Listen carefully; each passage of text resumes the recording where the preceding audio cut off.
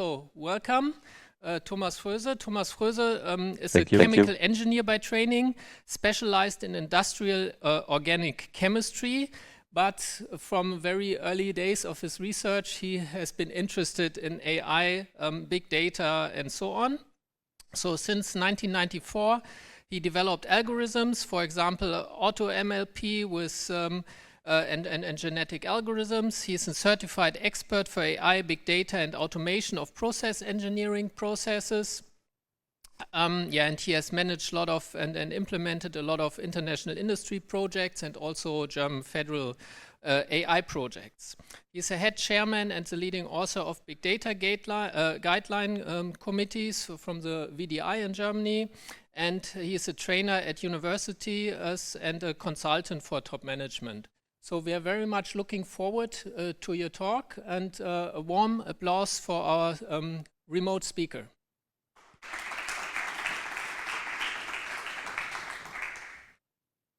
Yes, thank you very much for the invitation and good morning from near Düsseldorf. I make my talk here as the chairman of Standardization Committee 333. That's hosted by German Engineers Association, VDI, German Electrical Engineers Association, VDE, and GMA is the Society for Measurement and Automation. We are working since nearly 10 years with different approaches to build standards. And one of the standards we have published 5 years ago is VDE 3714. So it's valid, it's available, it's valid in Germany.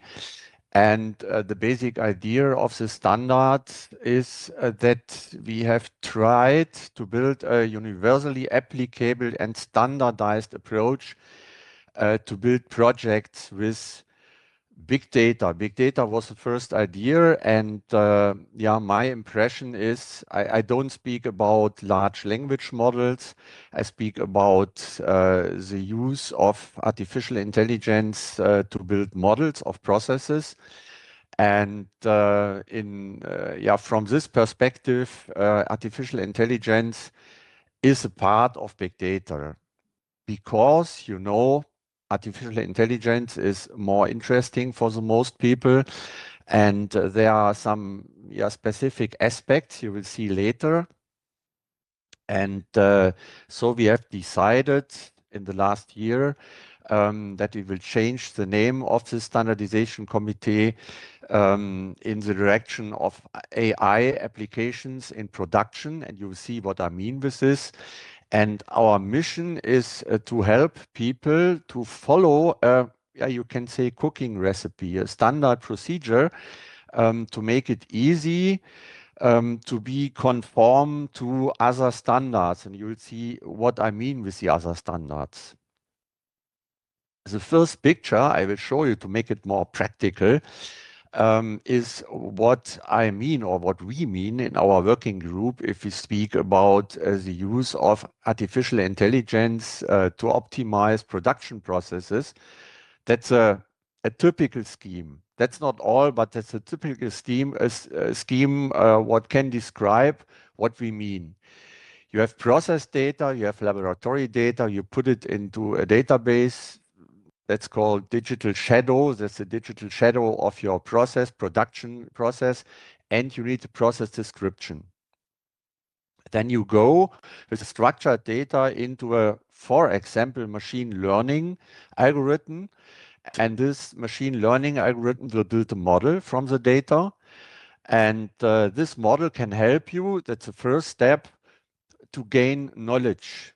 That means you can see correlations, you can see how one variable depends on the other variable. You get a very good, clear picture about your process. The second use is a use as a soft sensor. The third possible use is a use as a predictor. That's nearly the same. The difference is a soft sensor will give you a picture about what will leave your process in this moment. And the predictor will help you to predict the future behavior of the process. And you can use this predictor as a part of your control strategy. And the highest level is a real-time optimizer. That means you can use this model as a part of an advanced control algorithm. That's what you can, for example, do with artificial intelligence in your production environment. And that's one of the basic concepts we are following in this 3714 standard. That means we would like to help the deployer and the provider. You see that are new words coming from the EU AI Act. And all manufacturers in the manufacturing industry. And we would like to change the aim of the standard into a functional design specification. That means you can use it as a guideline, a basic concept you have to follow to be sure that your application is successful. You can save money with it and not leave money. That's very important. And so our target groups are from users to decision makers and so on. What that means, we would like to offer a helpful basic tool. And if you follow this tool, you can be sure that your application will work. And at the end, and that's more important after the AI Act, that to get the certification for this application, especially in safety-dependent applications. The structure we have in this standard and this guideline series at the moment is this. That's what you can find if you look for this 3714 standard. You have 7 sheets, and these sheets go from implementation of big data projects.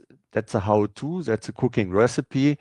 And then some special aspects like data quality, data management, different methods are described here. What we mean with the word models, model types, advantages, disadvantages. You can have stationary models, you can have time-dependent models, and these different types of models and how you have to handle this is described here. Then very important, model validation. That's not easy to validate the model. And the last step is in sheet 7, implementation and operation of big data in industry. That means, for example, how you can connect artificial intelligence or big data algorithms to your process control system in a proper and safe way. Now we are in a process of re-engineering of this 3714. We are very fast at the moment. What we are doing is we have changed the name of the sheet 1 to requirements and specifications for data-based AI application in production. That means we go more in the direction of a base for the work between a supplier and a production company, for example. We will integrate some other sheets from the old standard. And the main objective is by implementing the standard workflow of this VDE 3714, all project participants can comply with all applicable regulations, standards, and achieve secure and simple certification. What I mean with this, very short, that the standard or will be the standard workflow in the sheet 1. So that is a cooking recipe I have said very, very many times here in this lecture. That are some safety standards we have to follow. They are very important. You can get a copy of the presentation, so you can read it in detail if you want. I have sent the presentation to the organization committee, and they can distribute or put it on a website. I don't know how it works. That's based on this publication here. That's public too, public available. And this outdoor team has discussed how you have to implement all these different standards into an AI application. So that means the standards and regulations to be taken into account in our work. That will be a part of the VDE 3714.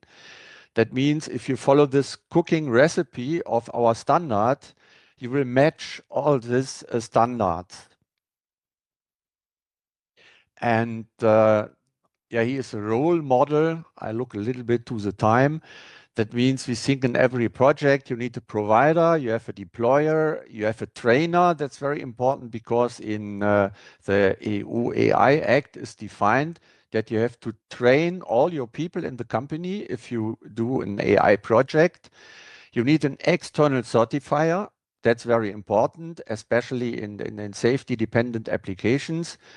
And my experience is, and that's my work, you need a consultant because otherwise, if the certifier will come into your company and you try to get the certificate, that will not work at normally. It's really complex to follow all these small details you have to watch. Otherwise, you will go lost. And here's a very simplified picture about the relationship between this VDE 3714, this Machinery Regulation Act from the EU, the EU AI Act, and you see the VDE 3714 contain all the other parts of AI Act, Machinery Regulation Act, and you have some additional features. And the basic idea I have explained is if you follow this standard workflow and you answer all the questions in this VDE 3740, you can be sure that you can be certified at the end compliant to the machinery regulation and the EU AI Act. And we are in the discussion with specific TÜV organization how we can realize it. And maybe this VDE 3714 can be or will be a part of the German application of the AI Act. That's a discussion we have at the moment together with some other organizations. Yeah, now I'm finished with my lecture. And if you have any questions, don't hesitate to ask me.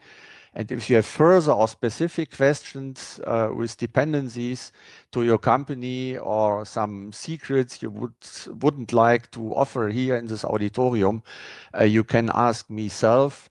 You can get a copy of the presentation. And yeah, now if you have any questions, I'm open. Thank you.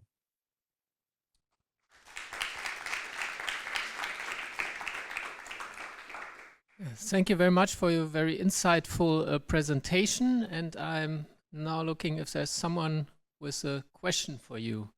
Any questions for Thomas Froese? Yeah, Silke Straube from DFKI. Thank you very much for the talk and for the insight that you gave. I would be interested in the more that we see that AI algorithms affect kind of or must be flexible and must incorporate certain uncertainties in their environment.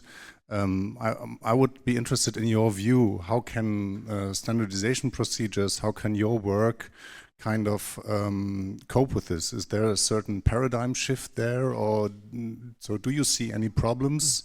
I mean, we will in the afternoon talk about robots working in working environments and so on. So I would be interested how you see that. Yeah, it's a very complex question, and my answer can be very complex too. I try to make it short. We can have this discussion in another environment, but what I can say is my perspective is that we have learned in the last years that, yeah, with one sentence, make it simple. That means if you reduce the complexity of the algorithms, you have not so many degrees of freedom, and the safety level of applications with a less number of degrees of freedom is higher. To give a very short answer, that means at the end, not so many algorithms are good for technical applications. And yeah, you have to reduce the complexity and make it simple. Okay. Is it helpful? So I think we have time for one more question, right? Is there another question? So no question at the moment, but I guess you're available. You left your contact details. So thank you very much again. A warm applause to Thomas Froese. Thank you very much.